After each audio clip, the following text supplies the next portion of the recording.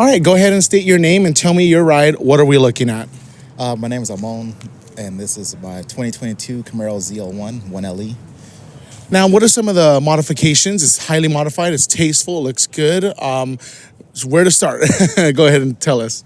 So I started with the wheels. Went with some Advan GTs, something that you don't see on domestic cars. I was just gonna say that they're so hard, dude. They look mean. Yeah, I've always liked like 5-spoke wheels, and then so wanted something different. So I went with that, and then added some nitrous to it. Got a 200 shot going through it. It's a stock supercharged, so it's already fast anyways. Yep. And then just mostly a lot of cosmetic stuff. Added some carbon fiber, did the wrap. Just little things just to kind of make it my own and kind of stand out from all the rest of them. So, I mean, it's a white Camaro, Absolutely, right. And that's what I like about it is that you've done the interior modifications, the exterior, it's very uniquely yours, which I love. Definitely the wheels, though, make it stand out, and I think they look fantastic on it, personally. Let's go back. Why Camaro? Why this platform? And let alone why the ZL1 1LE? I always say that when I use this car in Gran Turismo, it's like a cheater. It's like a cheater car, man, because you could do like corners like 150 miles per hour, no problem. Yeah, so I had a BRZ before this, and then I sold it, and I just wanted an American V8. So I was looking at Challengers. So I really like the body style, and it still have that old school muscle. But at the time, because this was back in like 21, they're still being marked up crazy. Oh, yeah. So ended up finding a Camaro LT1 for like MSRP. So I bought that. Had it for a year, and I was looking at it, all the modifications I wanted to do to it. I wanted to add a supercharger, and then I was like, you know what, let me just go get the one that's stock so I don't have to do too much more to it, And with a warranty, or at least guaranteed, at least from the engineers, that this is supposed to work. Yeah, because it's already built to handle more power, so I really don't have to do much to fortify the engine for more power, because eventually I want to get it up to like 1,000 wheel horsepower. That's the goal.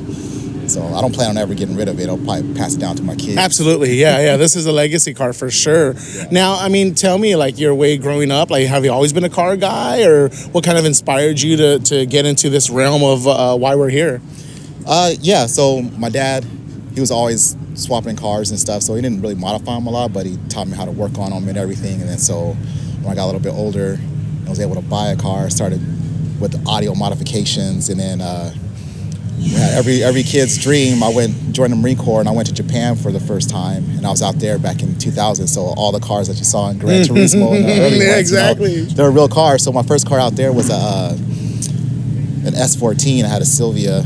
Nice. So that was pretty fun. I didn't do too much to it. And then the next time I went out there, I had a RX-7 and FD 94, and I started modifying that heavily. God bless you for that. Yeah. So that was a lot of fun. And so when I came back to the States, the BRZ and FRS were coming out, and I was like, I wanted something small. And when I sat in it, the BRZ, it reminded me of my FD, because everything was right there. Yeah. It was like perfect little driver's car, and so I had that for, I think almost 6 years, and modified everything on it. And it was fun. And then I was just trying to upgrade to a big boy, get that V8, just something fun to play with. Yeah, exactly. Which is what I wanted to kind of go to my next question was, you kind of started in the Japanese realm. You said you previously owned a BRZ. You told us about your past S14 going on deployment to Okinawa. How was that for you, coming from all these Japanese cars, classic, great Japanese cars, into something more American, like you said, heavy, big boy, but, very extremely capable, if anything? Yeah, so I mean, really, with the Camaro, it's not much difference, because people always complain about the sight lines and everything, and it's compact and it's like a fighter jet, but that's how my FD was, and the BRZ, and also before, I forgot to mention, but I had a Fiero.